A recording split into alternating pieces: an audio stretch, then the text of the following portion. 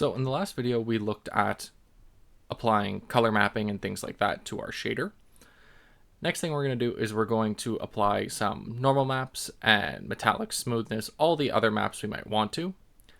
However, to do that, generally those things rely on light. This is an unlit shader graph because when we created it in the last video, we created an unlit one. So if we go to our actual shader here, if I go to the graph settings, you'll see here that under universal, this has all the details on our material. So right now it's set to unlit, and then we have it as an opaque material. The render face is the front one. We have it depth writing auto generally is going to be on in this case. We have our depth testing. So this is our Z-write Z-test from HLSL. And then the render face is our cull. We can also turn on alpha clipping, cast shadows, and a few other different things in here that you don't really need to play with much. But if we change it here from unlit to lit, now we have another property that popped up here. We have our workflow mode, so we can either do a specular or a metallic workflow. I'm going to leave it as metallic. And then now in our fragment here, we actually have some different properties that have popped up. Before I actually do anything with those, if I just save this and go to our view here, now you'll see there's lighting being applied to it. So in order to define other properties, I'm going to hide what we have so far. I'm just going to move it all together.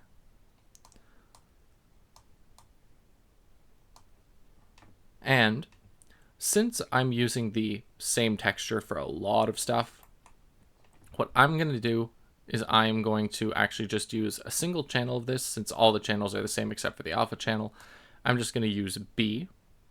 We're going to put this into a multiply. So we're going to work through this way here. So smoothness, then metallic, and I'm going to move that up there actually. We're not going to play with the ambient occlusion, but we're going to do smoothness and metallic first. So I'm going to create a float that I call metallic. And this is going to be a slider between 0 and 1. I'll default it to 0.5. We'll multiply this by our texture value. Oops, I said I was going to do smoothness first. So smoothness, and we're going to do the exact same thing as with the metallic. We're going to make it a slider with a default of 0.5.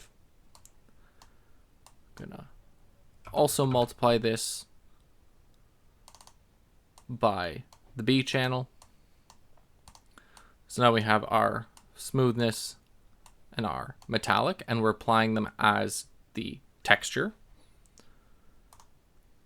So now if we save that, we look at our scene view here, what I can do is I can change the smoothness and metallic properties, which doesn't look like it's doing much because of how this texture is done. You only see really at the peaks where it's brightest, but it is working.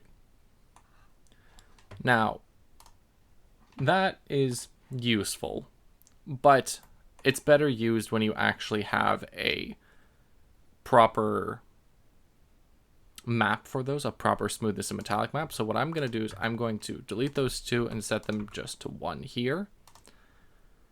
Now, if we go back here, what you'll see is that we have a controllable smoothness and a controllable metallic.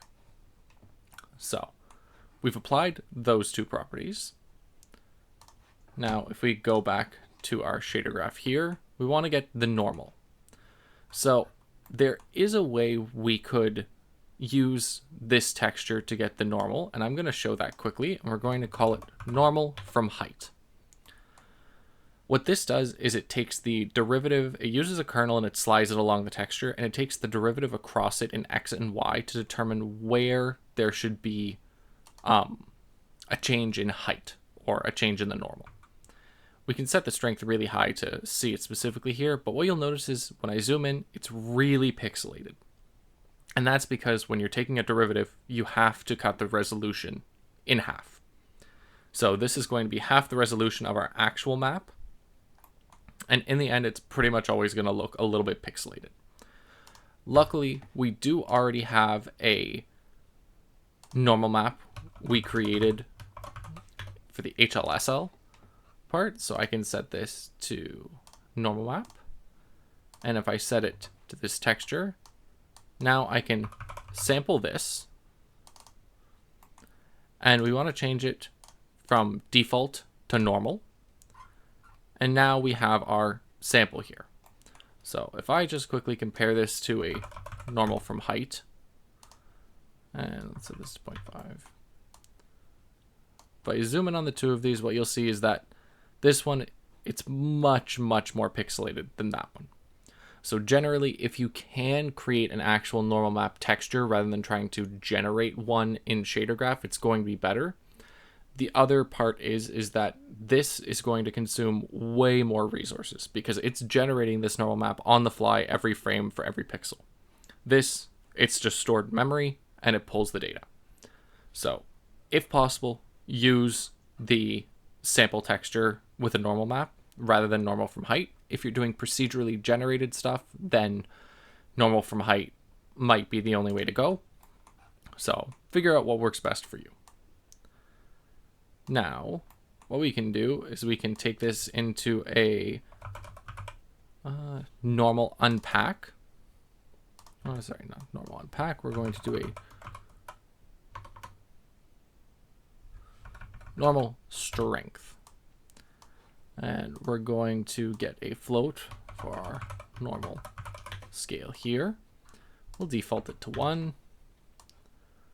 And this we will set as our strength. And then this we can simply just apply to our normal in tangent space. So if we save that and we go to our material and we make sure we apply our normal map, you'll see it doesn't quite look right. And that's because this normal map isn't taking into account the tiling and offset. So like last time, if we just go to our map and we tell it to use tiling and offset, now we can set this to be the same as our main texture. And if we play around with some values here, now you'll see we have a similar effect to what we have over here. So we've recreated the same effect as our HLSL shader. And if you play with the smoothness and the metallic, you get different effects. So that's the basics of applying just a normal map. And normal maps are really useful ways to get things that look like they're actually at different heights without being at different heights. The last thing we're going to do is we're going to add an emission map. And while we could use this texture for our emission map, what I want to do is I want to show one of the advantages of Shadergraph, and that's using procedural noise. So using noise is a lot easier to do in Shadergraph than it is in HLSL because it doesn't require you having to write your own noise functions for either Perlin noise, gradient noise, Voronoi, any of those things. It's so much easier to just use the built-in ones in Shadergraph. So if we press space and then go noise, there are 3 different noises that pop out: gradient noise, simple noise, and Voronoi.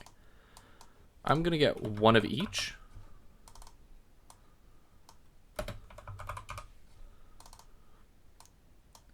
What you'll see is that there are 3 different types of noise here. So Voronoi is this kind of cellular looking noise here, and if I change the scale, Voronoi is really good for creating a lot of different water effects and things like that, like fluids. Simple noise is typically a good option for like clouds and things like that where you want detail, but you can't You can't make this scale too small or else it just kind of looks weird, I find. But simple noise is good for that. Gradient noise is pretty close to simple noise, but it has much steeper fall-offs, I find. Whereas you can see, like in the simple noise, when I set the scale to, right now it's 86.6, you'll see there's a lot more gray in here, whereas the gradient noise, it's a much sharper white to black. So these are the 3 different kinds of noise. For this one, I'm going to use Voronoi. And what I'm going to do is I'm going to create a color called emission color. In this, we're going to go and we're going to change the mode from default to HDR. And let's just make this maybe a bluish color. We'll set it to an intensity of 3. So from our Voronoi, there are 2 things we can get out here. So we have our out, which is just the standard image you see here, and then we also have cells. The cells are a representation of what a Voronoi diagram actually shows, which is a way of inflating circles in a bunch of different spots until they run into each other and then creating straight lines wherever they do intersect. So the Voronoi function is actually quite interesting. It's useful in biology. Take a look at it if you're interested. So there are 2 things we can get out of it. We can either get the output with the smoothing, or we can get the cells themselves. Something else that I like to work with is, say, adding time here. If we apply this to our angle offset, what it does is it slowly changes this offset over time. And you can see here, it's creating some neat effects in both of our different outputs. Now, something that's really common for the actual output is to also flip it. Using a 1- sometimes is really useful for Voronoi noise, but in this case, we're going to use the cells themselves. So now we can just take this, and I'm actually going to change this to a multiply. I'm going to multiply it by our emission color. And if we just apply this as the emission, and we go to our object here, what you can see is that now it's got these cells being applied to it with this bright emissive pattern on it. Now, that doesn't really fit with the look we were going for. So something we can do is we can go back here, and instead of just directly putting this in as the emission, we can then multiply this by our original texture. I'm just going to multiply it by the B channel since they're all the same. So we can now put this in as our emission. What you can see is it's less sharp. It doesn't just look like it's projected directly onto the object. It now looks a little bit more blended with it because we're actually multiplying it by the texture itself. So that's it for this video. In the next video, we're going to look at doing some vertex displacement, and I will see you there.